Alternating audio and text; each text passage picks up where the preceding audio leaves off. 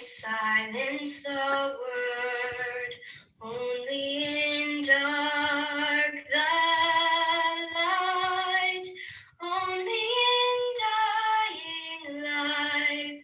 Speak to us, God, your life-giving word. Silence the word.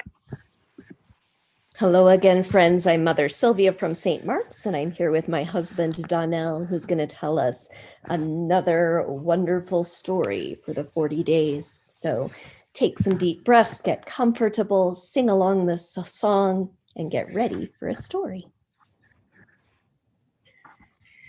Only in silence the word, only in dark the light, only in dying life.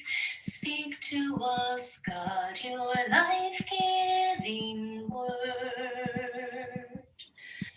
Only in silence the word, only in dark the light, only in dying life. Speak to us, God, your life-giving word. All right, Donnell, will you tell us this story? The Queen of Sheba visits Solomon.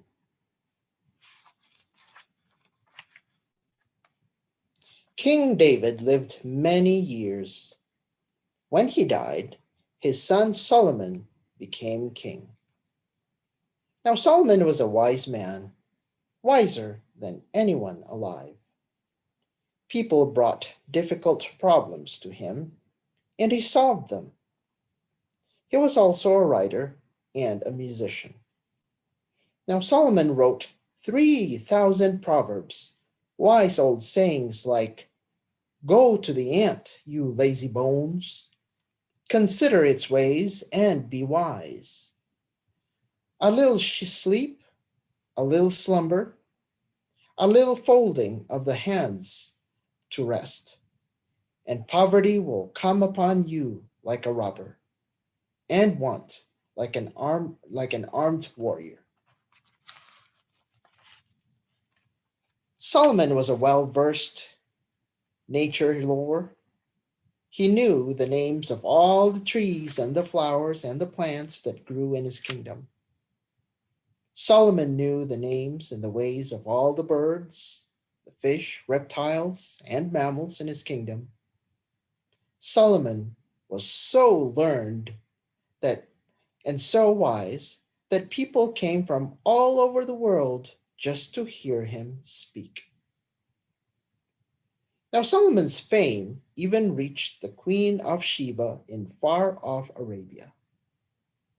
And so the Queen of Sheba decided to take a trip to Israel. She would visit Solomon and ask him her most difficult questions.